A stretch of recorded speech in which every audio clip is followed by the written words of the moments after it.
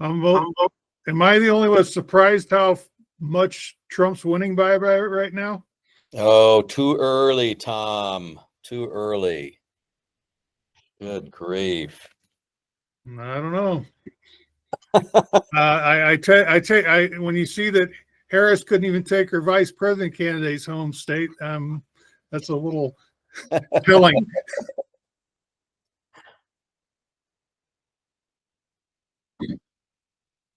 This is. You want me to turn my camera the other way around? What? Like that? No, it's not. Yeah, it's not working. Well, I'm not gonna. I don't know if we need to. I mean, she's doing field reporting. I'm not sure we need to. So, like that now? It didn't change. It doesn't change anything. All right. We went through this with Matt. Oh, here's some more. Who's this from? Here we go.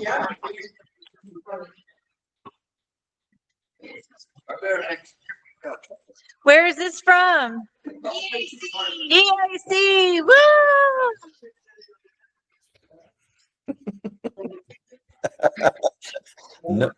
No cheering, Brooke. Well, Yeah. sorry. All right, I'm ready if you guys are.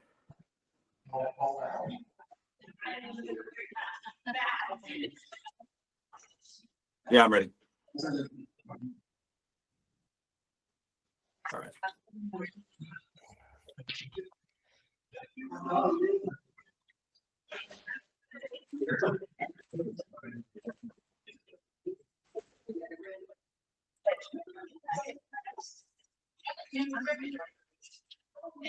Welcome to News Talker Live, Election Central here in Cochise, Graham, Greenlee, Sahuarita, Green Valley, as well as Santa Cruz County. Thank you for joining us as we're expecting results to come in from all over the country, but what we're focused on here is what's happening in southern Arizona. I'm Matt Hickman, managing editor of the Herald Review in Sierra Vista, joined as always by Tom Bodus, the managing editor of the Eastern Area and the Courier, also a publisher of the Nogales International, Manuel Coppola, and managing editor of the Green Valley News and Sahuarita Sun, Dan Shearer. Gentlemen, happy election night. How's everybody doing?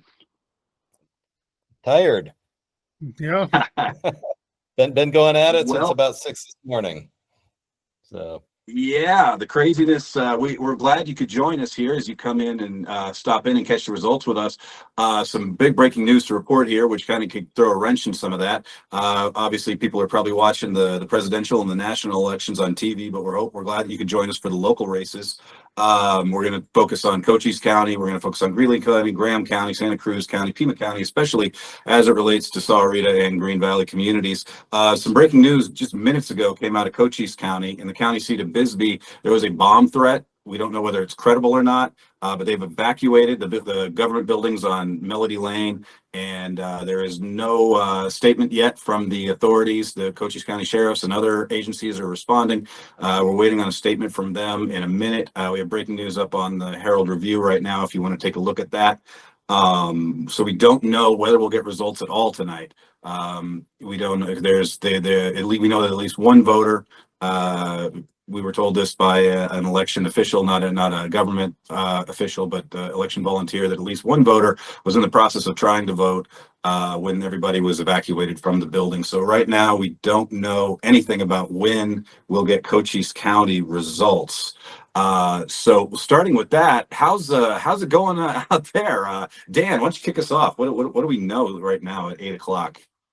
Well, at 8 o'clock, we are still waiting for the first returns to come through, of course, and we're actually seeing a little bit here. I'm just kind of scrolling on some of these on Pima County, but I'll tell you what we did is we have 11 polling places in our area, and we sent reporters, including myself, to 9 of them just to see how things were going. And I will tell you that it's my conclusion that a lot of people still don't get the whole vote center thing. You can go to any vote center and cast your ballot. But we had one, the first one I went to, people were lined up out the door.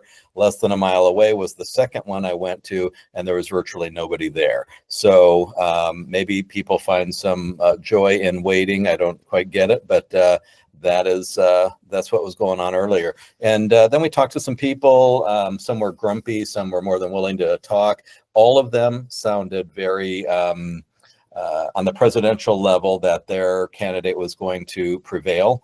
And so they felt pretty confident about that. So I'm sure they're all at home watching it play out right now. And it's going to be a long evening and perhaps even a long couple of days. Tom, what's it been like out in your neck of the woods? Well, I mean, I was out. I did vote today. I was had other things I was working on as well. But when at the vote center I went to, I personally had about an hour wait to get through. I talked to the one of the election officials there. Also happens to be the Chamber of Commerce executive director. So I talked to him a bit, and they were.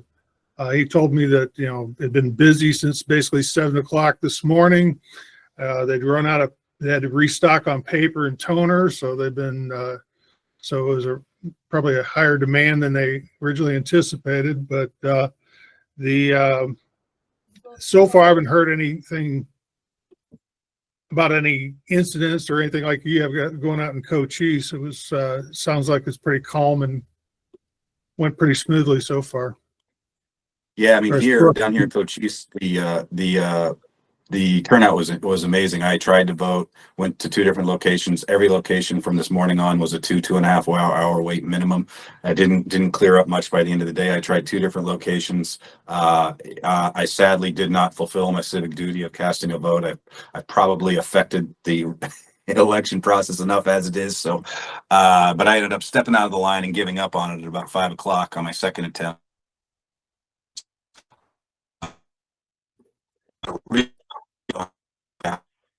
You're freezing up, Matt. Yeah, can you hear me? There you go. The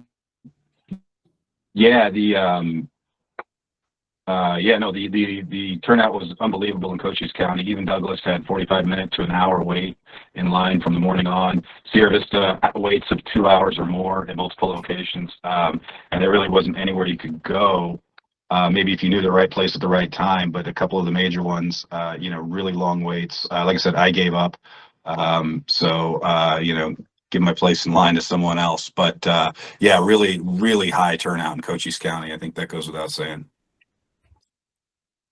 Of course, who knows when we'll know what they voted for, because as of now, the government headquarters on Melody Lane in Bisbee are closed due to a bomb threat that does not, we don't know whether it's a credible threat or not. CCSO is working on a press release, as we understand, after talking to them. So we'll see what they have to say and whether anything can get open. Obviously, there's going to be a lot of pressure. Arizona being a battleground state, and everybody and it's not like Cochise County has a ton of votes, but people are going to want these results. So we'll see what kind of pressure that brings and whether this can be resolved, at a decent hour tonight. We should also mention that on the Navajo Nation, they are going to keep their polls open for a couple of extra hours because of some issues there. A judge made a ruling on that. So again, Arizona has always said, look, if you want complete results, it's going to take, possibly up to 2 weeks, 10 to 14 days. However, we will be able to call a lot of races, obviously, before that. But things are not going to be as snappy as they have in the past. And we'll remind people that in February, Arizona lawmakers passed a law. This was driven by the Republicans in the state legislature, where ballots have to be counted, not the results of the ballot. We're not counting, votes here, but actual ballots that are dropped off, mail-in ballots that are dropped off at the polls, like I did today, have to be counted before they are pushed on to the next the next part of the process, and this will slow things down. So that's a new thing for an election in Arizona. So that again is going to slow things down just a little bit. Don't know how much, but we'll see later on. So we may wake up in the morning and still not have a real clear picture unless a race is a blowout. So. Right, and so let's start at the top here with Arizona. Well, let's just start with Trump and Harris here to start. Looking at these results as they're coming in from the Associated Press. Looks like it's tight. Trump leads with 49.6% of the vote, 34% reporting. That looks like it's going to be as close as people think it is so far. We'll have to see. I mean, we're not exactly CNN here where we break down the super wall and show all the places we're still waiting on votes from. But it is interesting to talk about moving down the ballot. U.S. Senate, Ruben Gallego with 34% reporting is up 52.9%. Let's take another look here. Any surprises there that this is so close? There was some of the late polling said that Trump might move ahead, and that Gallego was pretty safe by 4 to 5 points. Yeah, I'm looking at the results on the Secretary of State's site. They have Harris over Trump 51 to 48 with 7% of precincts reporting. Way too early to be calling anything, but Gallego is by 8 percentage points ahead of Kari Lake. That is about what the polls were projecting, 8 to 10. And so that's not really much of a surprise. Again, very early, but if you look at Congressional District 7, you have the Democrat Kirsten Engel leading Juan Ciscomani by 17 percentage points, which is monstrous. But again, let's see what happens as that goes. That would be somewhat of an upset, even though the district, which touches I think 5 counties, is pretty tight as far as voter registration goes. And I believe Kirsten Engel lost 2 years ago to Ciscomani by 1.5 percentage points. So could be another close one. Too early to project anything at this point, even though there's such a difference there. However, in Congressional District 7, the incumbent Raul Grijalva, who announced earlier this year that he has cancer and this would be his last term in office. A lot of people, frankly, didn't even know that he would make it to the election. But he is blowing out of the water his Republican opponent, as he has done for the last 20 years, Daniel Gutierrez, by about a 70 to 30 margin. This is absolutely not a surprise in the least. It's a very heavily Democratic district, and he has been in that office for forever. So not a surprise. Mm-hmm. I mean, obviously with Cochise, I mean, 0 Cochise votes have been counted, and who knows when they will be. That's obviously, as far going back to Ciscomani versus Engel, this is obviously a place where Ciscomani is counting and winning 2 out of every 3 votes. Sure. Graham maybe even more so. What do you know about what are you hearing about the Ciscomani Engel race out there in Graham County, Tom? Well, I am. There were no results posted last I checked. There's still no results posted yet. So I would just be throwing darts. I don't have any results for either Greenlee or Graham at this point. I can assure you that Ciscomani will run away with Graham County, and I would fully expect they'll also take Greenlee, although by a narrower margin. I expect most of the votes that you've seen so far for Engel are probably from, the Tucson area, and we always knew that was Engel's stronghold. So Ciscomani's done really well in the rural areas. I think we'll see that gap narrow once those results start coming in. But again, yeah, I'm just guessing at this point. And we don't know what parts from Tucson those are coming in mostly from, or whether they're mail-in or what have you. But of note, 2 years ago, she carried Pima County by 7%. And now she's leaving by 17%, even if the vast majority of those are Pima County. That's, out to a lead, no matter how you cut it. Right. Hey, Dan, where do you go to get state results? Where's the best place?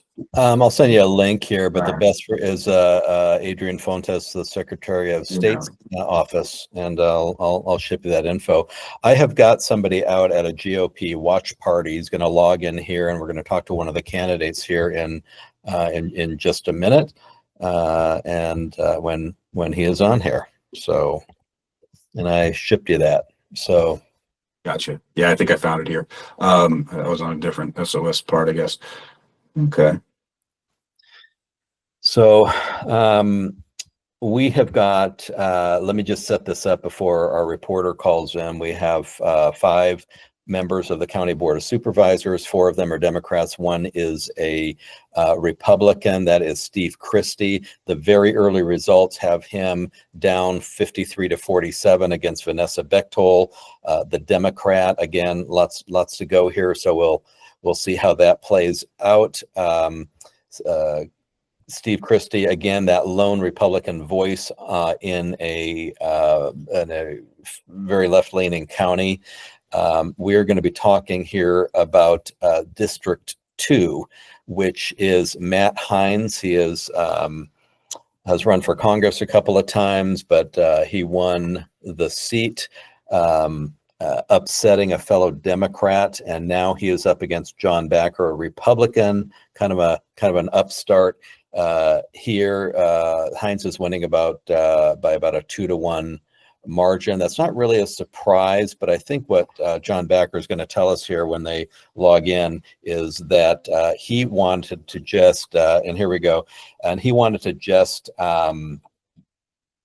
raise some issues with him and regarding Matt Hines, and just kind of put some things out there for the people, and perhaps maybe next time. So this is John Backer. Again, it's Supervisor District 2 up against Matt Hines. This is the GOP watch party at the Viscount Hotel in Tucson. Take it away, Cody.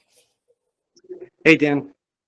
So John, the early results are in. What are you thinking?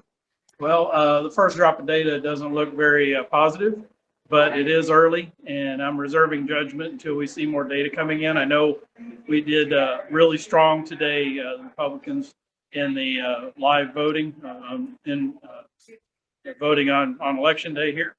And as it stands right now, it shows every Republican in Pima County losing, including Steve Christie.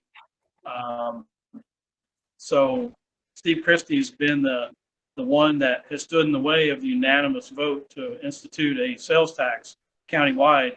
And if the board is swept all Democrats, we can count on a sales tax being instituted based on what's been said before. Okay, so you're up against an incumbent, and the constituents in that district are mostly made of Democrats. Do you think you're going to win? Well, I tried to put myself in a position where I had a shot at it. In a normal election season, it would be hard to unseat a incumbent Democrat with the registration advantage he enjoys. But with his attendance issues, with his personality challenges that have frequently been seen, I felt that this was a chance to put it out there and see if we could educate the public that potentially doesn't pay as much attention as maybe they should to take this seat into Republican hands and be the kind of supervisor that the residents want. Someone who shows up for work, who does the pre-work, who understands the issues being discussed, knows what questions to ask, and gets out amongst the folks and listens to the people. Okay, Dan, do you have any questions? Yeah, John, you before you went on the air, I mentioned that there were some issues that you wanted just to get out there, even if you weren't going to win. You wanted people to be talking about these things, perhaps to have it front of mind for the next go around. One of them is his attendance at meetings, but to us, it was really about staying in the back room or showing up late so he would miss, Matt Hines, the supervisor, would miss the call to the audience, because frankly, the call to the audience could get pretty brutal at times. And he just didn't want a part of it. What did you think about him dodging that? Because you typically were in the crowd there watching all this play out. Absolutely. And as we talked about in the debate you hosted, county supervisor needs to have a thicker skin. They need to be able to face the constituents that they're reportedly serving. And it wasn't just, his attendance wasn't just him sitting in a back room enjoying a bagel and coffee while the meeting was going on. He's only been present and on time this year 15% of the time, 3 meetings out of 20. He's been absent, flat out absent 4 meetings, 20% of the time, and 65% of the time he's been late anywhere from 18 minutes to 2 hours. So that kind of attendance, any of the rest of us, if we had a job and had that kind of attendance record, we wouldn't have that job for long. And the people of Pima County deserve better. I've got all this documented, including links to the video where people can make up their own minds at missingmatt.com. Okay, very good. That's John Backer. He is a Republican candidate for supervisor in Pima County, District 2. John, thank you. And Cody, good job. Thank you. Yep, thank you.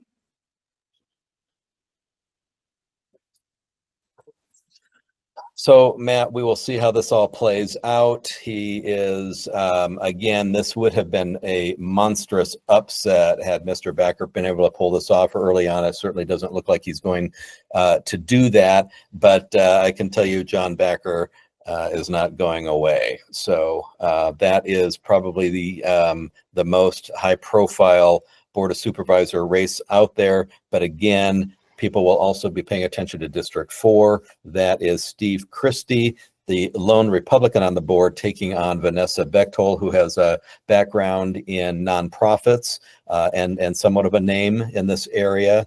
And we will see how this plays out over the next few hours. Good. So sticking with Pima County, is there any word yet on that sheriff's race or any of the other hot ones in Pima? You know what? Give me a minute, and because that's like that's a big one. Yeah. And so give me a minute to look at that. Okay, here it is. I got it. Okay, so this has been just a street brawl. So we have the incumbent Democrat Chris Nanos. He is right now up about 55 to 45 over the Republican Heather Lappin. About a month ago, we actually broke the story that Nanos put Lappin and another sergeant in the Pima County Sheriff's Department who supports her, put them on paid administrative leave over some issues regarding campaigning. And this has been playing out since in lawsuits, et cetera, et cetera. Can you imagine putting your opponent who works for you on paid administrative leave just as the early ballots are being mailed out to people? It just looks bad, but he felt like, you know what, to keep order, we need to do what we need to do. A lot of people said, no, he has a history of retaliation, and she certainly didn't deserve this. But we'll see how this plays out. I will tell you this. So she's behind by 10 percentage points, but that for a lot of people is maybe closer than they thought she would get. Given again a heavily Democratic county, but this is an interesting one because she will end up, continuing to work for the guy that she took on in the election if she loses. So. Yeah, I mean, a lot of bad press, but I kind of wonder what the timing on this, especially with the early voting. A lot of the news that maybe didn't shine so favorably on Nanos didn't come out until a lot of people had already cast their ballots in early October. I wonder if that's a factor in him keeping this lead. Well, our Pima County recorder, something went wrong, and the early ballots mailed out arrived later than typical. This probably played in Heather Lappin's favor, but it was just a few days where people could just have a little bit more time to see, like, okay, what's going on, and kind of become aware of it. But again, at the end of the day, we have discussed this more in the last 2 minutes than most people are even aware of. And so we know the ins and outs of it, but your typical voter, unfortunately, says, Democrat, I'm a Democrat, I'll just vote for him. And so they're really not enmeshed in it. And this is why I have been a big proponent of telling people, hey, don't vote if you don't understand what's going on. And so this may be one of those cases where he just is sent back into office because people are just checking the D box. Mm-hmm. Are there any Graham County results posted yet? Do we know? I checked just a couple minutes ago and there were not, but let me Uh, check her again. oh, we got Manuel with us today. Let's Oh, check here we in go. Santa Cruz County. How's the weather down there?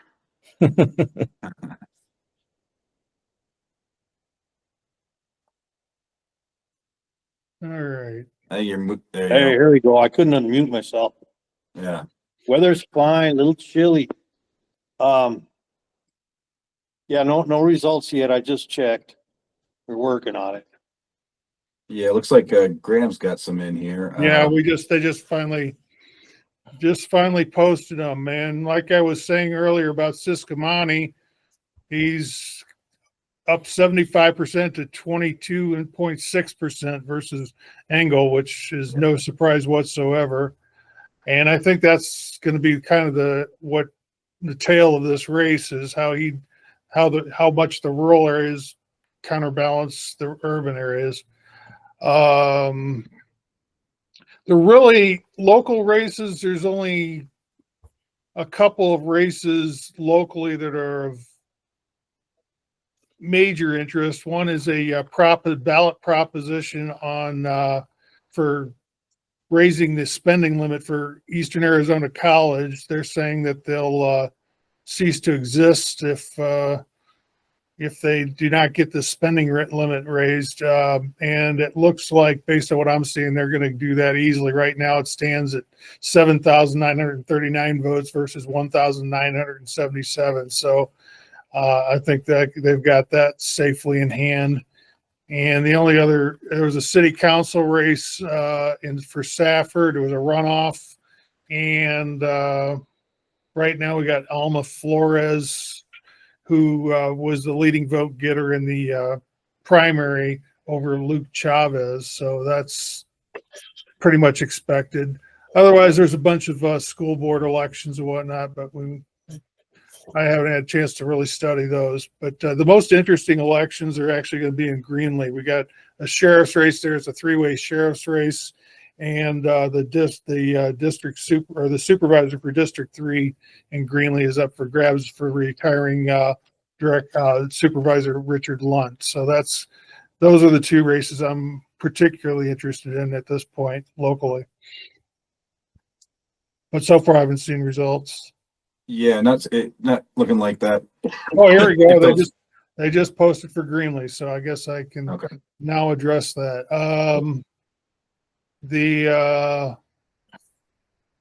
Here we go. So right now, we got independent William Warren up in for the District 3 supervisors race, 41% of the vote over J.R. Murdoch and Kara Wagley. And then the other key race here, well, there's a recorder's race that's between Aaron Miller and Sarah Camacho. That Aaron Miller is the Republican, and she actually works for the recorder's office, and she's up 55% to 44%. But the big one is the county sheriff's race, and right now we've got independent Eric Ellison well ahead here with 43% of the vote versus Daniel Medina and Dale Sloan. So I was very curious how that shake out because the incumbent Tim Sumner lost in the primary. So these are all new blood here for the sheriff's race. Right. Matt, Looks like, go ahead. If we have a minute, if we could go over to LD 19, State Legislative District 19, which includes your area and Green Valley. And interesting that we have the two Republicans who, Gail Griffin and Lupe Diaz. Gail Griffin seems to be coasting to a win, but the Democrat, Greg Frostrom, is making a very, very strong showing within about 1.5 percentage points of Lupe Diaz. So we will see how this plays out if he can continue that surge. But again, still a lot more, I think still more ballots to be counted here. But I led a debate with Greg Frostrom and Bob Karp, who is the Democrat running for the Senate there, and the Republicans, true to nature, did not show up. And it's because they're in such a heavily Republican district, not heavily, but enough that they just feel like they don't have to. And that's unfortunate. And I confronted Gail Griffin about that very thing at a candidate meet and greet not long ago, that she just isn't out here. And she said, "Oh, you should see my schedule. I've got to be at the county fair, and I've got to be here and here." No, you don't. You need to be at a debate, answering questions from people who are not going to throw you softballs or give you hugs or have you kiss their babies. You need to be answering questions from your constituents. This is why you need to show up at debate. So as you can tell, this is something that frosts me quite a bit. And it's interesting that Greg Frostrom is so close to Lupe Diaz, and we'll see if he knocks him off and maybe wakes up some people in Legislative District 19.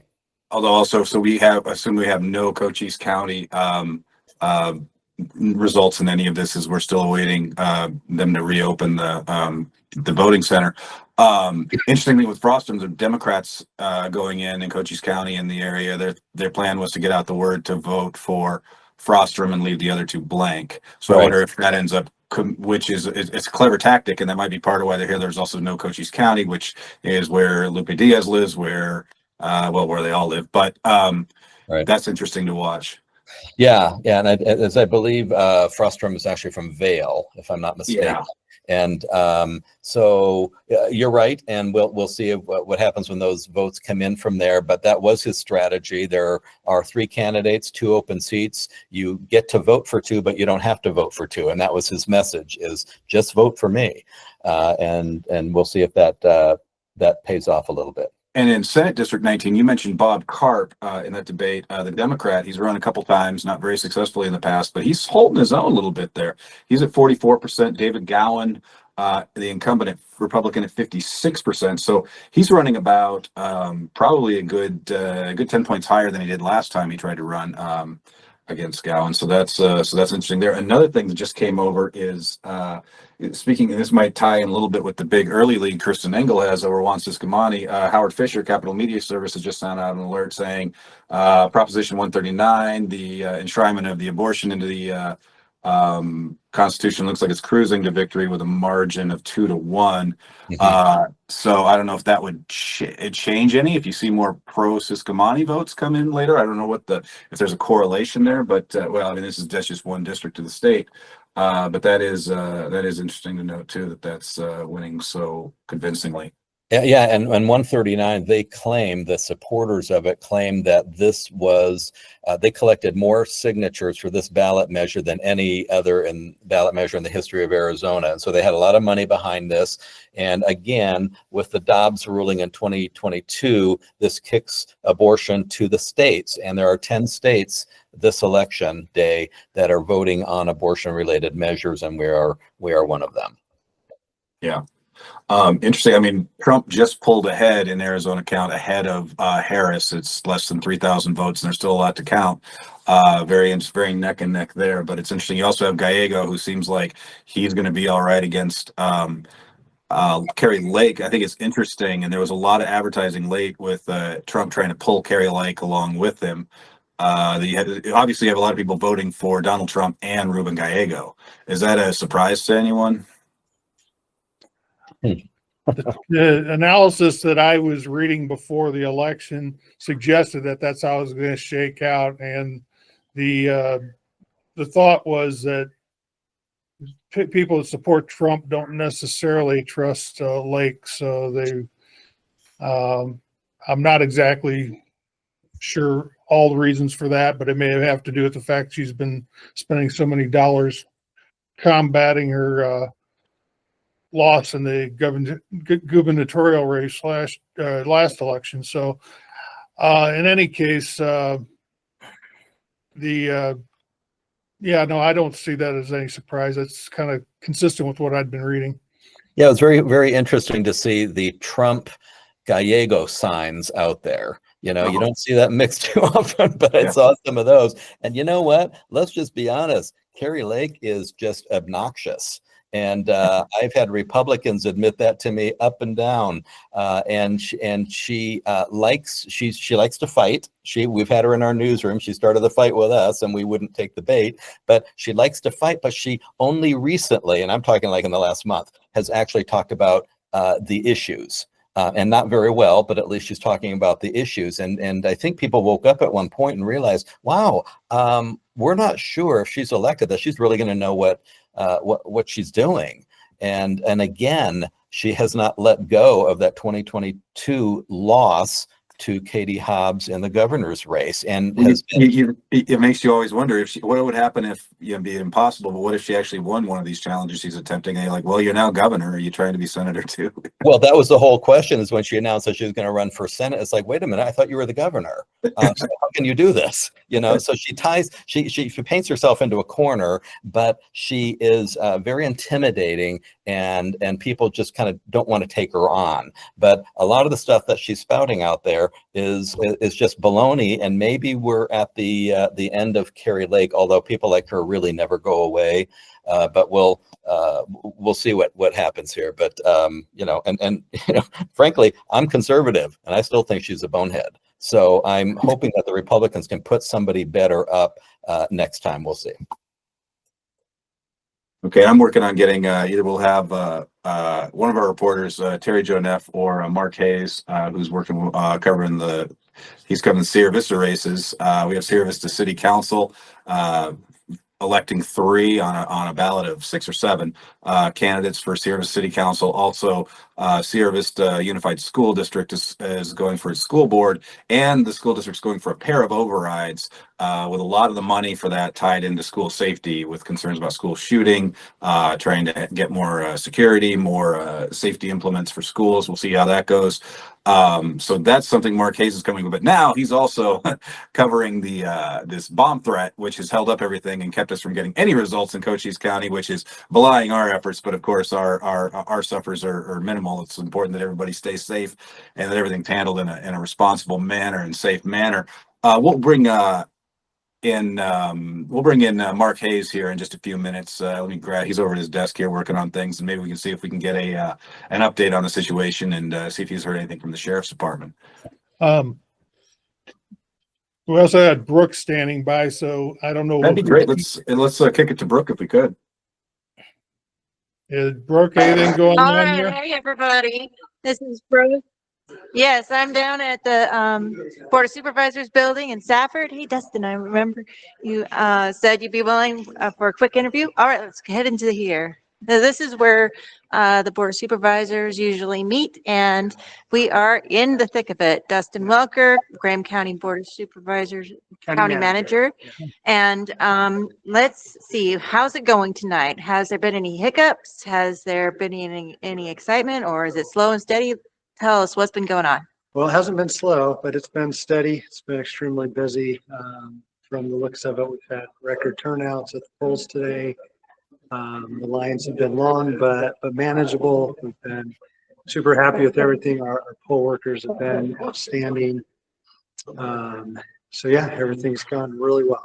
I've been told that there was actually so many people that there was actually a shortage of toner and paper at some of the polling places. So yeah, we had 6 or 7 IT staff on the ground all day and taking paper and toner and whenever it needed. So if we had a printer go down, is for maybe 5 minutes or 10 at the very most, and we usually have another printer on site too. So everything worked out well.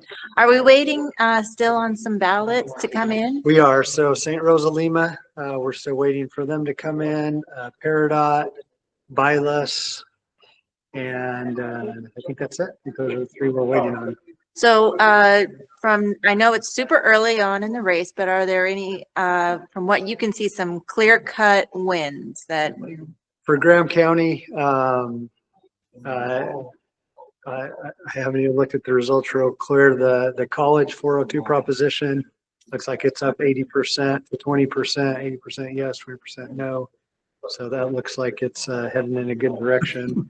That was the proposition specific to Graham County. A lot of our EAC board races, school board races, I haven't even looked closely at Not, that. it's a little early Yeah. too. So, now how long is this going to probably last? Do we have any idea when, like we'll have a final say on, the city council, for example? So we have, what is in those results are all the early ballots that Mhm. we got up until Monday. Okay, So all those are here. They've been ran through the machine. We had a ton of what we call late early ballots, and that's people that have dropped them off at a poll site or in a drop box today. So that's what we'll be counting over the next few days is a lot of those late earlies, and there's a lot of them. And the reason you have to wait is because now that they dropped them off, we have to make sure they didn't double vote and count at the polls. So our recorder's office will be going through and making sure they didn't vote at the polls because we know they did because you had to check in. yeah. And as long as they didn't vote at the polls, they have those earlies, those will be counted over the next 2 or 3 days. Also provisionals are ballots where their address wasn't right. Maybe they had a name change or something didn't match up on their ID and their voter registration.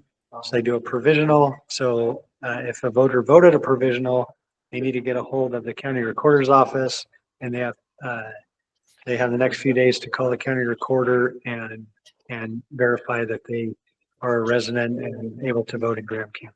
All right, excellent. So, how long are we going to be here tonight, do you think? Counting up. I think we'll have tallies. final numbers from tonight, probably in the next hour and a half at the most. All right. And so have we tried anything different this election term? Anything new that we've done? It seems like we've got some record-breaking numbers. Have we used something different this election? We increased our poll workers, so we tried to have more poll workers at the polls. Right now we have it's called the night board, and that's a bunch of people that you see counting all the ballots. So after all the ballots go through tabulator, they are recorded on a sheet by the poll workers, how many ballots came through. And now these workers are counting those and auditing them against the numbers that came through to say, make sure everything matches up. So this hasn't been done before? So they did at the polls, they counted them all. Uh-huh. And now they're here, they're counting them to make sure they match. Mm-hmm. And then their job is also to go through and get all the write-in candidates. Oh, okay. Because machines don't pick up a handwritten name. Mhm. So now they manually go through every single ballot. And if write-in candidates qualified to be a write-in, which we do have some, then they're tallying up how many write-in candidates were voted for and who they are. How did we select these people? How did the Poll county? workers? Yeah, the people that are counting the write-ins. Same way, pretty much all poll workers are found. They find us and they volunteer, and they're not volunteer, they are paid Mhm. a minimum wage hourly rate or a lump sum. But if any, we always need more poll workers. If anyone wants to work the elections, get a hold of the recorder's office or our election office at the Board of Supervisors office. So All we're right. always looking for more help. All right. Thank you so much. Is there anything else you would like to add? No, I just we just have some outstanding poll workers that have been working for Graham County for a really long time, and I'll feel bad because I'll miss some big names, but Gail Bryce, Talana Hooper, Jerry Palmer, and there's so many more. Joanne Victor over in Peridot. Anyway, there's so many that just help run the elections, and they're very good at it, and they've been doing it a very long time. So we're just grateful for the seasonal help that we get to run the election. Wonderful. Thank you so much for the interview. Thanks, Brett. Okay, thanks, Brooke. Myself, right? So So they have obviously no timeline. no timeline, and I don't. And Okay. Well, Matt is obviously busy with his folks over there. Let's take another look around the state. Really can be said. That's good. At some point, we should probably give up on getting this result. Hey, Matt, mute yourself. Thanks.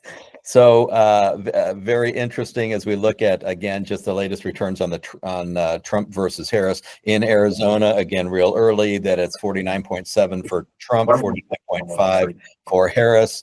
And so they're tied there. Again, Kerry Lake going down thus far against Ruben Gallego at 52.5 to 45.8. And you're wondering, gosh, where's the other two or three percentage points in there? Eduardo Quintana, Green Party, has picked up almost 2% of the vote so far, and sometimes those folks can be spoilers. So very interesting. So beyond that, let me revisit Congressional District 6. It affects quite a few of us here. Again, Kristen Engel, we don't have any new results, 54 to 44 for Juan Ciscomani. And as Matt had pointed out earlier, things are hung up in Cochise County. And the thought is that Juan Ciscomani is going to do very well there. So we'll see what ends up happening. And just a reminder that 2 years ago, this race went to Ciscomani by 1.5 percentage points.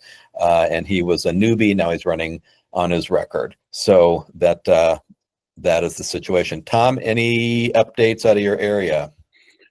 Let's see. I was just looking at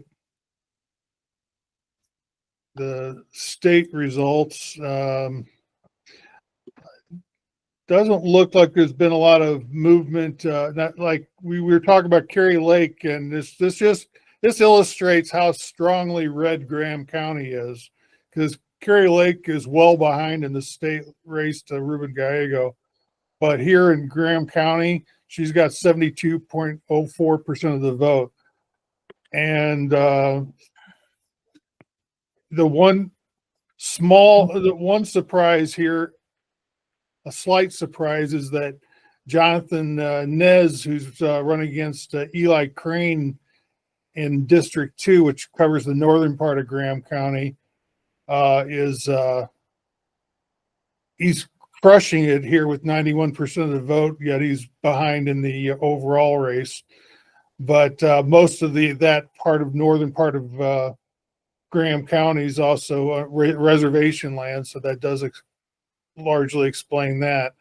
Ciscomani's got 76.66% of the vote versus Kristen Engel here, yet he's down 10 percentage points in the overall district at this point. So, I mean, you couldn't read results in Graham County and say anything definitive about how the race is going to go, because this is such a Republican stronghold, more than most.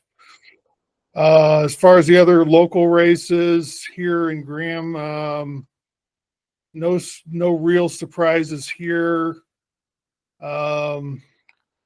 Greenlee County, last I checked, and I'm going to look again real quick. Like I said, we have some supervisors. I misspoke earlier. There were 2 supervisor races being contested here, and the incumbent David Gomez in District 1 is up 56.92% over independent Nicole Horn, who has 43.08% of the vote. I don't expect that. I expect Gomez to take that race as the incumbent. And nothing else has really changed. William Warren's still up in District 3, and then Eric Ellison, who narrowly lost to Tim Sumner in the previous election, is well ahead in the sheriff's race. So can't say there's too many surprises. Most of the surprise I've seen on the state and local level. Yeah, Tom, a while back when we were talking about all these propositions on here, Proposition 314, we were all talking about how there's no, a lot of us were talking about no sheriffs, no law enforcement, Juan Ciscomani, no politician except Kerry Lake thought this was a good idea. The state enforcement of making it a crime to cross, making a state crime to cross into Arizona without papers. There's a lot of talk about how this would harm the economy, all that SB 1070 talk. That thing is Proposition Prop 314 is blowing it out of the water, 61 to 38% right now. So I guess Tom, you called it. So this is like the epitome of an unfunded mandate. It also comes with harsher penalties for fentanyl smugglers that lead to people's deaths. Tommy, I guess you were right all along about this, because we were thinking if none of the people in charge are supporting it and who have to enforce it are supporting it, why would anyone Well, vote for it? you're looking at the fear factor out there It's is such that it's overwhelming, perhaps even common sense. I mean, we have the messaging they've been told for the last 8+ years that that the biggest problem in their life is immigration. So of course they're gonna, favor. I mean, you hear people talk about the border and that stuff, and it's the common man. It's not the law enforcement and whatnot that are necessarily talking about this. It's the Joe on the street, and they really want stronger border controls. I've been seeing this for years now, and whether they go about it the right way or not.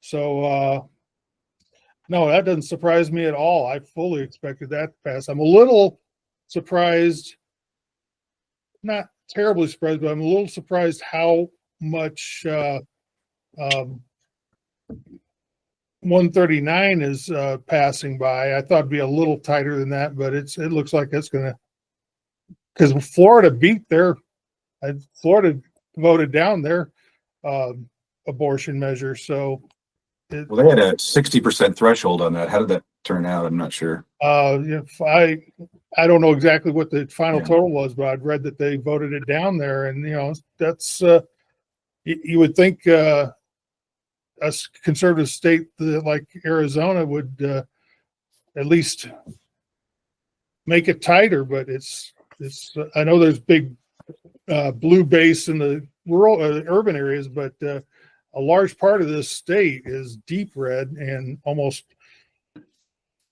militantly red. So it's I'm a little surprised how much 139's passing by.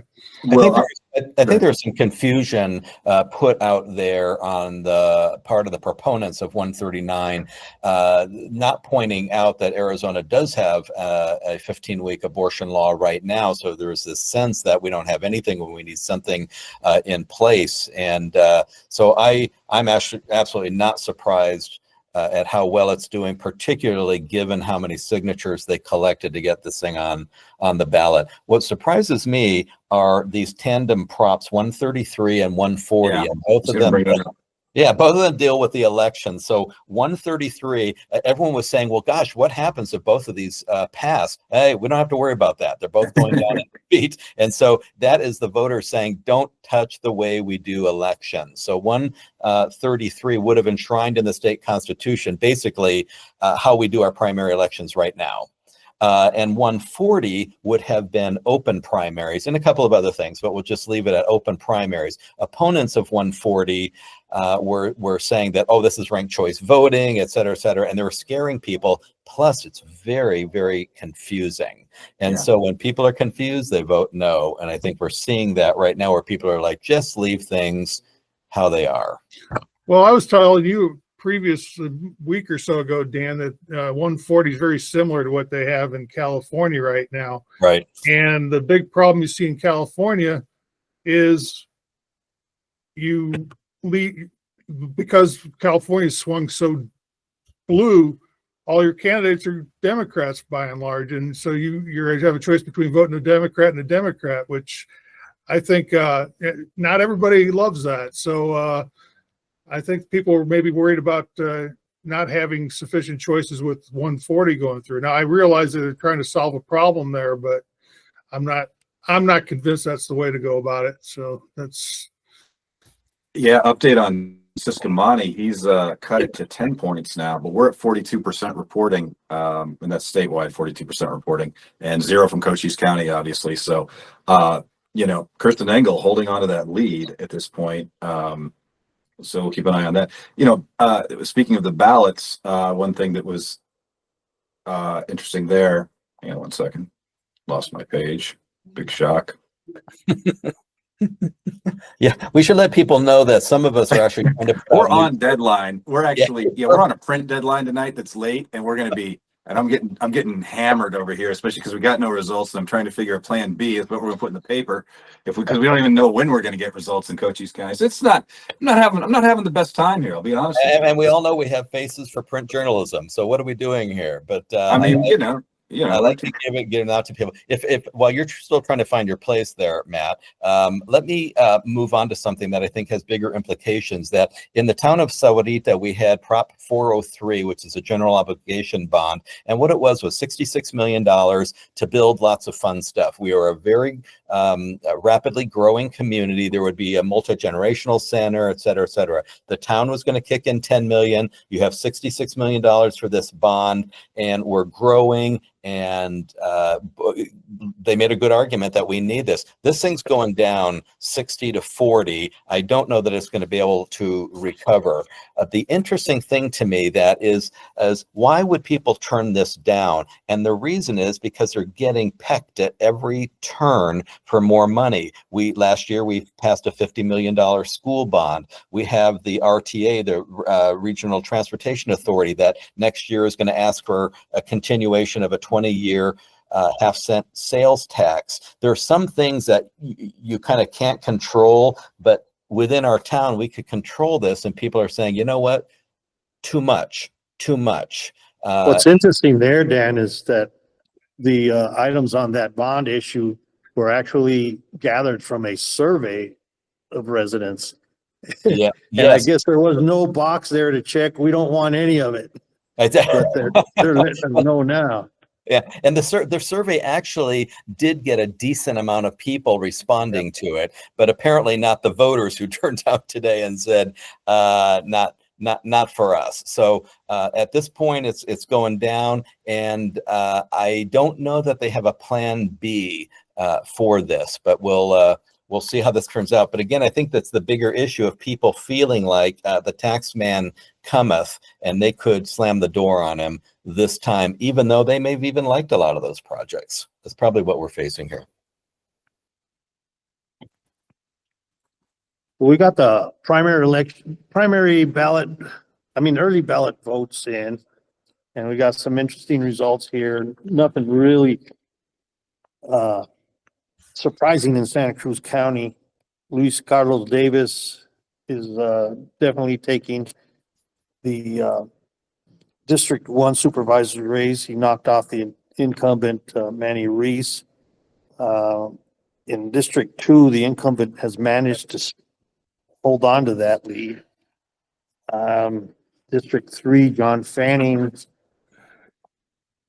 beat out Bruce Bracker, who's the incumbent. And I think those two incumbents suffered the whole treasurer thing, the embezzlement of $38 million or more. And so that really came back to haunt them. The treasurer's race, meanwhile, seems like the interim or the appointed treasurer, Paz Alejandro, he's going to stay in. He had a write-in challenge, which is good because they've got that massive delinquent tax sale coming up in January, and it's really not the best time to have a change of administration. Other than that,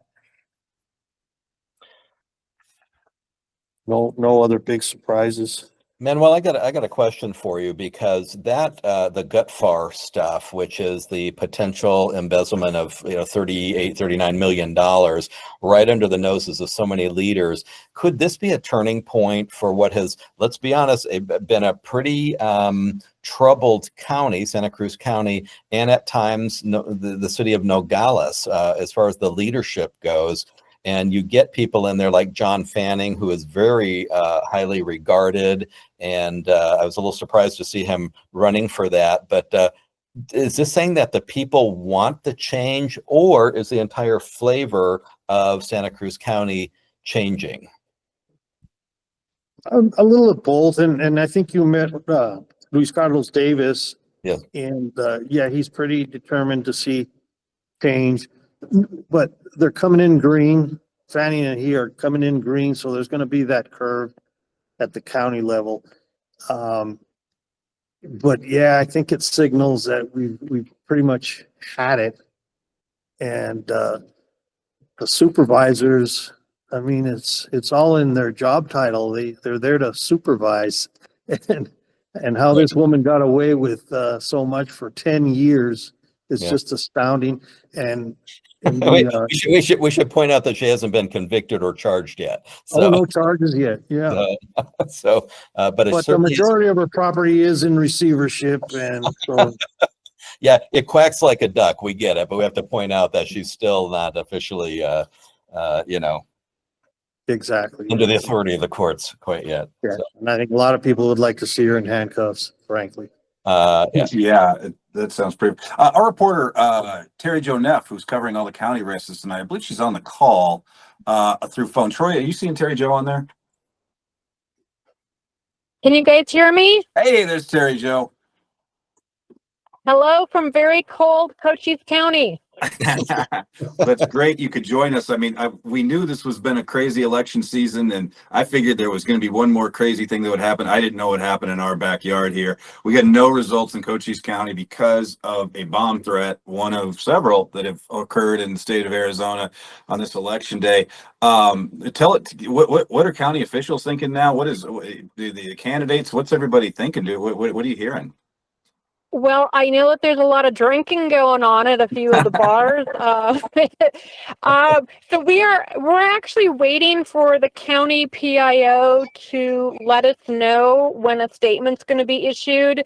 None of the county officials want to talk even off the record. I think this is such a big deal. I don't know if you guys heard earlier, but at least one voter was in the process of trying to cast her ballot there in Bisbee when this all happened at the government center. And, you know, there's that issue. We still had folks waiting in line to vote at 4 vote centers at 7:45, which is very unusual for us. So there's a lot going on, and if it's mishandled, you know, you're looking at litigation and stuff like that. So yeah, we're just kind of hanging loose here, and you know, might have a very interesting newspaper tomorrow, I guess. Yeah, well, I'm working on that right now. We're trying to figure out what we're going to do here. But so so when this bomb threat came, as far as you know, how close were they to pushing the button and revealing and giving, you know, putting out the results, the unofficial ones anyway? So this all happened around 7:10. So the line, you know, had already been stopped for, you know, who could join in at the vote center there. Folks were working in the elections department. You know, we had everybody there, a lot of volunteers, a lot of the election staff. Right now, the sheriff's office is saying that they are hoping to get the building, you know, the government complex there reopened.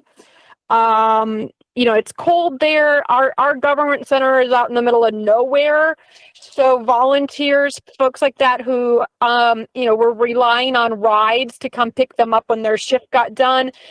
They've been sitting in cars with other workers and volunteers, you know, waiting. Only a few folks actually had to leave. There's a few dozen volunteers who are sticking it out down there, hoping to get back in so that they can get the, you know, get the results out. So that's kind of what we're looking at. You know, it's crazy. We're lucky that this was it. You know, Cochise County, unlike, you know, some places up farther north, you know, we had a couple of idiots get into a little verbal spat at one vote center, and, you know, they kind of got kicked off the property. But it's been pretty good other than the long waits.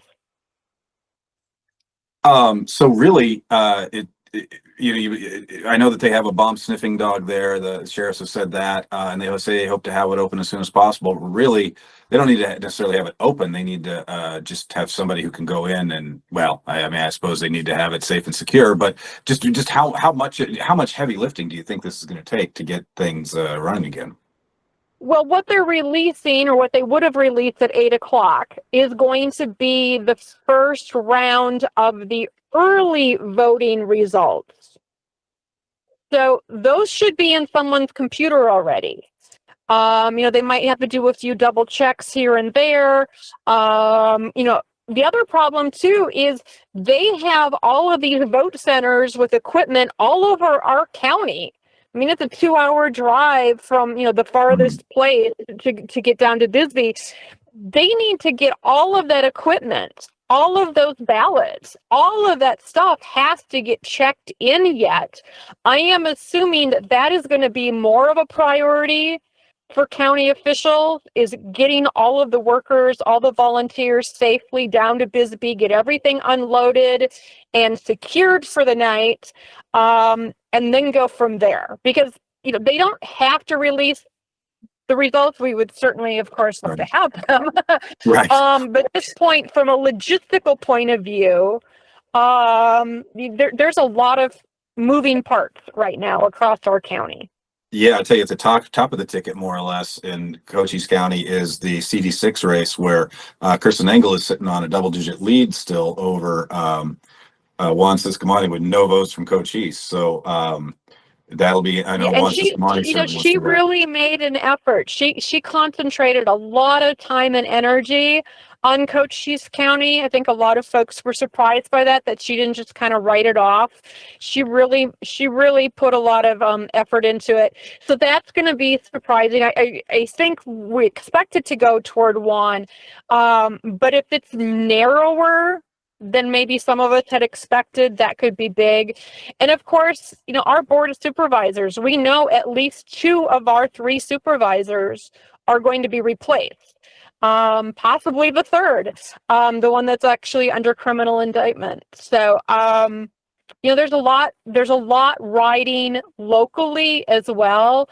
So yeah, it's getting to be late and it's getting to be really cold. Hey, So, Terry, Joe, and Matt, I'm just curious, what was the early voting turnout? And Dana and Tom too, what do you guys see over there? Ours was actually 39%, which was humongous. Yeah, David Stevens, our county recorder, had reported, I think as of Sunday, well over 40,000. We have 93,000 total registered, that's active and inactive, about 80,000 or so, 81,000 active.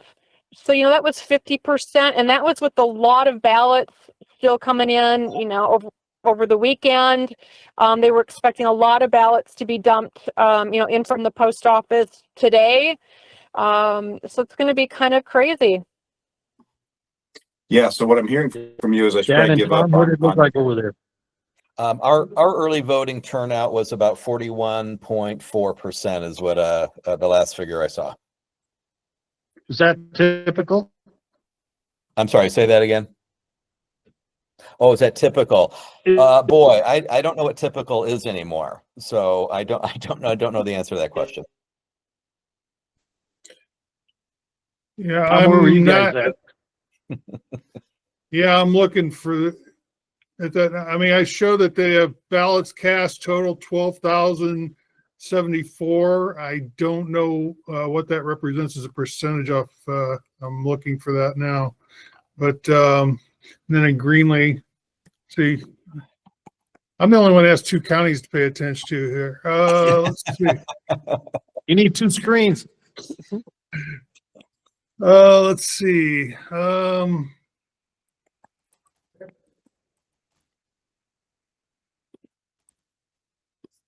right, I know they got turnout in Greenlee was about 41%.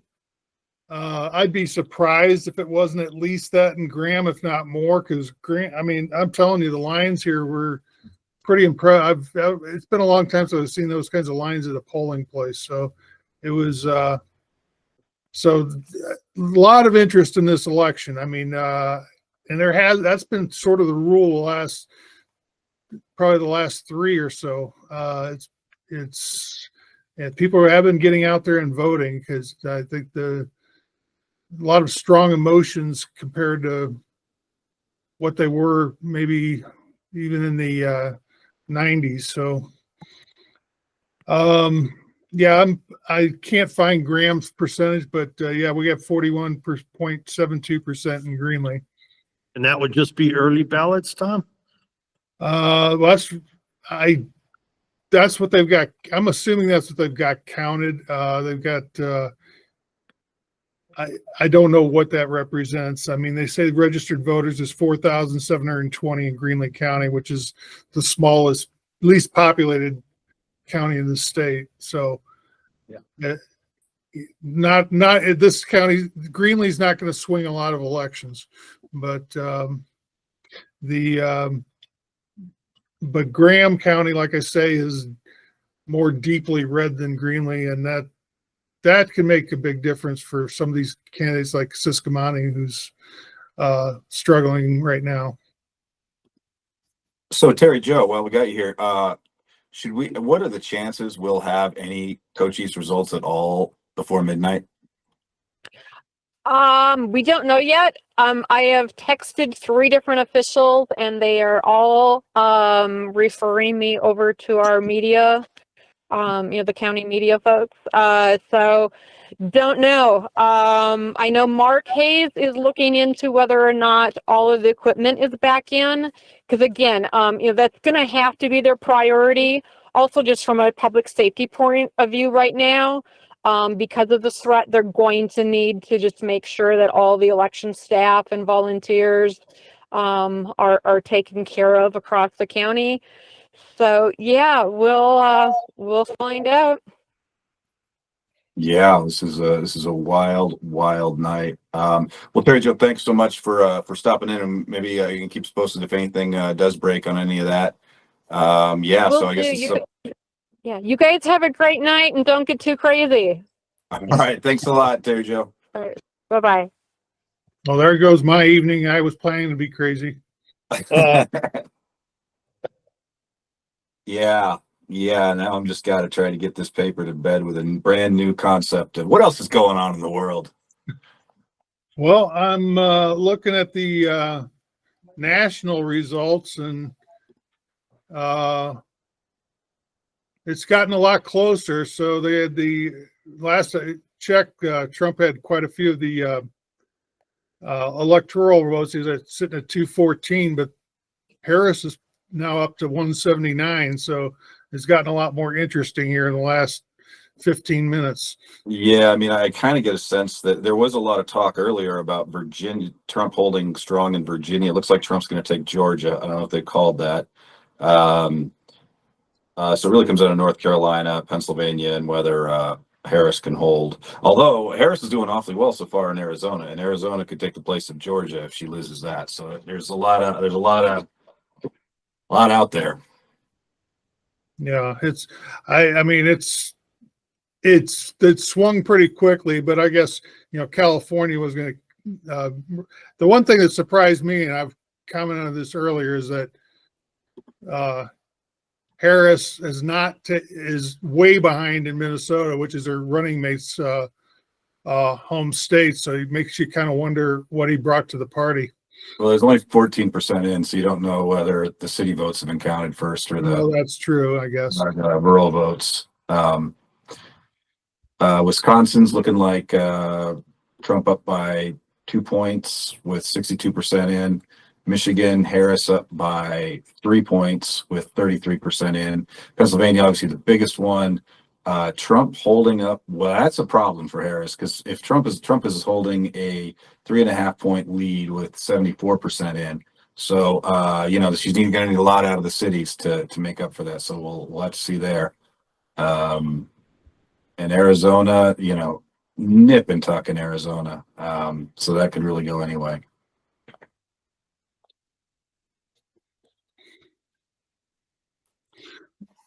Matt, have we talked about 138 very much? No, that's what I was going to bring up when I got all confused. That is a surprising, that looks like it's going down to probably the biggest defeat of any proposition. And I thought it was something that would resonate with people as well as any of them. Yeah, 3-1, basically, is what it's going down to. So I'll explain it a little bit. So right now in the state of Arizona, the minimum wage is $14.35. If you are a tipped worker, you can be paid $3 less than that because the tips are expected to make up the rest of the minimum wage plus. So an employer can pay you $11.35 and then you get all the tips. What this would have done is instead of $3 less, it would have allowed the restaurants to pay you 25% less. And this would have played in the restaurant's favor, and it would have taken money away from the tipped workers. And I think that is what people are saying no to by a margin of 3-1. And I'm like you, I am surprised also that it went down this hard. Earlier, something that didn't make it to the ballot was, I believe it was the $18 minimum wage, and including for tipped workers. And that didn't even make it, which is... that was the thing. They pulled that out to throw all that support behind this, which by itself, plus you had the Restaurant Association behind and the Chamber of Commerce behind this, and it still could lose that badly. Really surprises me. Right. So chime in here. I mean, on that 138, I'll admit that I voted against it, and my reasoning was simple.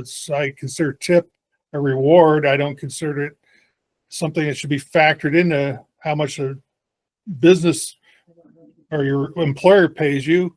That's what the consumer decides to do. So if I decide to tip or not tip, that should have no bearing on what your base wage is, as far as I'm concerned, but that's just one man's opinion. Right, and it would have, lowered their base wage, relying more on us as customers to pay, I don't know, bigger tips or whatever. But in the end, this is a win for the tipped wage workers. Yeah.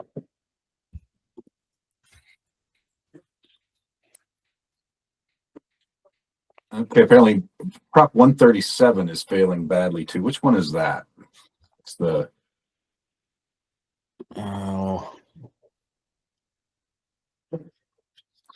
This would there. Okay, so this would end term limits for the state Supreme Court justices, Superior Court judges, and it replaces them with that good behavior thing. And again, this would be a fundamental change in how things have been done in the past. And I think people just said, yeah, not ready for that. And frankly, probably didn't understand it.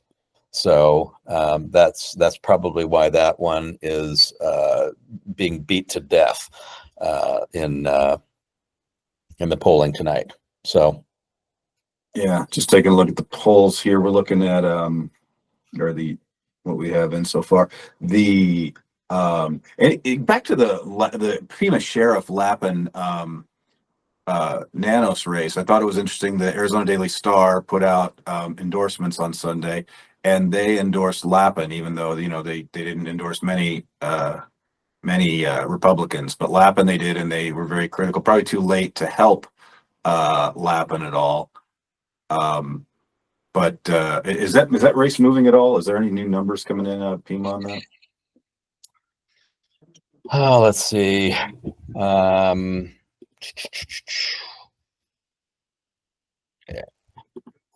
I'm not seeing anything fundamentally changed. There it is. Nano it's still basically 55-45.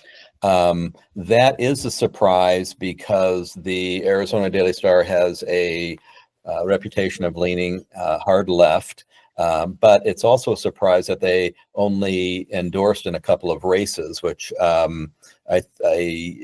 think a lot of people. We've had this discussion within our own company. Do people really want newspapers to endorse, or they just want newspapers to provide them with the information so that they can make the best decision at the ballot box, which I think is what the case is. And so we have backed off from all of that, except on occasion an endorsement of maybe a bond, school override, things like that. But candidates, no. We typically have stepped away from that. I think it was their disdain being shown for Chris Nanos is why they did that, and it had to be pretty bad for Nanos to be called out basically by the Star on that one. Yeah. One of the races that nobody thinks about, and there's virtually no personalities involved, but it's probably going to affect our lives more than anything else, is Corporation Commission. Have you taken a look at this? This thing is a unbelievably tight race. We've got three will make it. We got four. They're at 17%, 16%, 16%, 16%. Any thoughts on Corporation Commission or why that race doesn't get more attention? Because it does. It is how utility rates are set and things like that. Any thoughts on that? I interview members of the CorpCom on radio a lot, and the very first question is, what do you do? Because most people don't understand. And again, this is one of the, flies over their head, even though it is one of absolutely the most important positions out there. And on a statewide board, we have had Leah Marquez Peterson from the Tucson area on it, which is nice because typically the Southern Arizona gets overlooked on this. But yeah, real tight race. A few years ago, they had a lot of controversy in this, and when you can tie a race like this to some controversy regarding some of the candidates, and then you're going to get a lot more attention this time around. Frankly, we just had bigger fish to fry. So, indeed. Say, Brooke, do you have Advanced Bryce standing by or not? You're muted, Brooke. Oops, I'm so sorry. Yes, I have Executive Director Vance Bryce standing by. Hello. I'm going to swing this camera around and Okay. And he's going to talk about 402. yes. Yeah, very excited at the initial numbers there. It looks like a huge So what does this mean for the college, Vance? It means that the college can spend the money they already have. So back in 1979, they set an expenditure limit based on a certain amount, and we doubled that amount. And so there's a lot of things that go into that equation, but EAC is going to be able to spend the money they already have, which is great. It's the second biggest economic driver in Graham County. So the chamber was a huge supporter of this proposition, and we're super excited that EAC is going to be around for another 135 years, hopefully. 135 years, yes. That's how long it's been around. So we're excited about it. How real was the threat that the college was going to close? Because I know that was the hook that they used to get people behind this proposition. I mean, yeah, there's teeth behind that expenditure limit. When you go above the expenditure limit, it's like a $50,000 penalty here, $100,000 penalty there, depending on how high above the expenditure limit you go. And I saw a spreadsheet that really put me in a death spiral if we didn't vote for it this time or in 2 years. So it had some time to maybe come back and be reconsidered, but it really, really needed to pass to keep the college open. I saw a spreadsheet that really was scary. Huge. And as I understand, the college could not necessarily advocate for itself. That was against the rules. So right, we had to get pretty creative because they have a bigger marketing budget than the chamber does. So we had to use the college foundation, the chamber marketing, what we're able to do at the chamber, and then lots of people came together to support that. And it's well beloved institution in the Gila Valley in Graham County, and actually throughout Gila, Graham, and Greenlee counties. And so I'm stoked to see that it won by so much. I thought it would be a little tighter. Yeah, no, it was. Yeah, it's pretty much a runaway. So obviously the college did a good job getting its messaging out.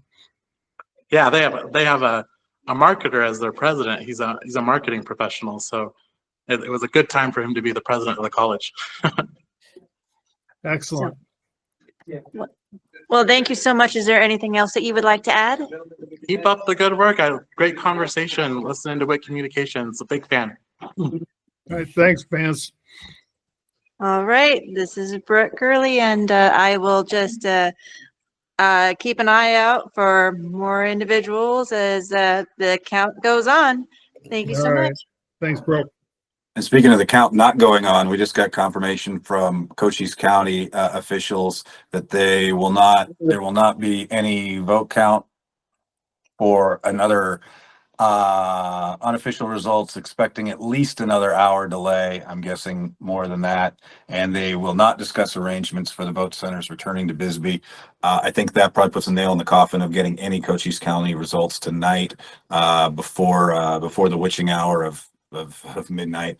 Obviously, there's no reason it can't wait another day. But obviously, us sitting here are impatient as ever. So Matt, recap for us what happened out there. What's exactly happening? Yes, absolutely. So if you're tuning in late, check this out. You can read about this on myheraldreview.com. Check it out there. Yeah, so as polls were just closing, about, I believe, 10 minutes after 7, there was a reported bomb threat. I don't know if we still don't know whether it's credible or not. We don't know if it's coming from the Russians or somewhere else. Apparently, at least one person was still casting a vote when they evacuated the building.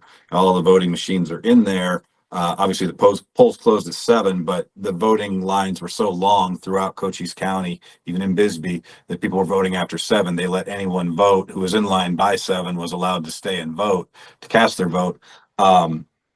And so they evacuated everybody from the building. Nobody was able to go in. They still haven't been able to go in. They have bomb sniffing dogs there. They're doing everything they can to keep the scene secure. So there are no results coming out of Cochise. I believe, I'm almost certain Cochise County is the only county that has produced no results, though I know there have been other bomb threats throughout the day in Arizona, especially in Navajo County.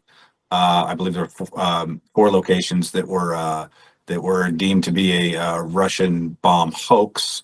They later did, again, no confirmation on whether what happened in Bisbee has anything to do with that, any correlation, any copycat, anything like that. All we know is we're not going to have results from Cochise County at all, which includes the city of Sierra Vista, any other municipal issues included. The county runs the whole elections. We're not going to have anything at all for at least another hour. We're going to get longer than that. So it's certainly a mess, certainly apropos of the year that's been, I suppose, but we are not going to have Cochise County results anytime real soon. So, Hey, Matt, sorry. Go. well, Matt, it sounds like some people weren't able to vote. Yeah, that's what I was going to ask. Yeah, Yeah, that the line raises was a really still good. out. Yeah, that raises a really good question about disenfranchisement. I doubt there were a ton of people hanging out. I'm just projecting or just guessing in Sierra Vista, but I know, like, for instance, we talked about voting earlier. I went to try to vote at a couple different places in Sierra Vista earlier. Lines were too long. I had to get back to work, couldn't do it, and that's fine. But a lot of people were still in line. I'm sure that after 7 o'clock, there were still plenty of people in line in Sierra Vista. And you start getting enough people like that, you start getting intentional disenfranchisement. And there's certainly an issue. There was an issue earlier in the day where we were concerned that, supposing not having no idea anything like this could happen, why would they release the results at 8 p.m. when there were probably still people standing in line at 8 p.m., which I'm sure there were in Sierra Vista and some more crowded areas in Cochise County. So, and their response was, well, and that's fair enough. You see that all over the country. If you're watching the networks right now, they're releasing results, even as people might be voting late. To release the early results probably has no harm, but it does raise a question of why they really, because after 2000, they were concerned about releasing. Well, got rid of exit polling, which would give you discourage people from staying in line if they were. So yeah, I mean, it creates a lot of questions even without the bomb threat.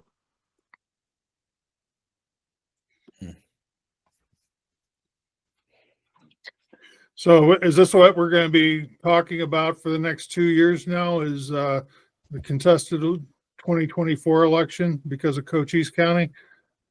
Wouldn't that be the thing? I mean, it's in the president's race. Arizona is, I think it's about as close. I think it's closer than anything right now in the nation. I mean, if I look at that, it's right now, it's I mean, they're separated by less than 3,000 votes out of a million. out of more than 2 million cast. And that's just 50% in. So, I mean, you'd have to tune on to one of the networks to see where the other 50% are, whether they're in the cities or in the country. But yeah, I mean, Cochise County votes could actually be, we could be the, we could be the flashpoint. I just want to mention that I just talked to the county manager and he said that Santa Cruz County actually got the same email from the same domain that they spotted in Yavapai and Navajo, I guess. Mhm. And they just didn't open it. So, yeah. So I Oh, don't know my. if it was the same one in Bisbee. Maybe that's something else, like you say, maybe a copycat or something. Yeah, I mean, they've been all over the country, with threats all over the country today. So at least in 4 states. It's real easy to speculate, and you throw around the word Russian bomb threat. What does that even mean? Like, Yeah. but that's the age we live in right now. Yep.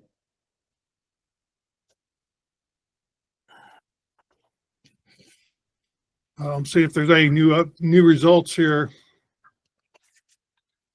Yeah, that'd be good. Let's see. That looks the same. Look over Graham County. Yeah, no movement since those original results, so we're still waiting on the next round. But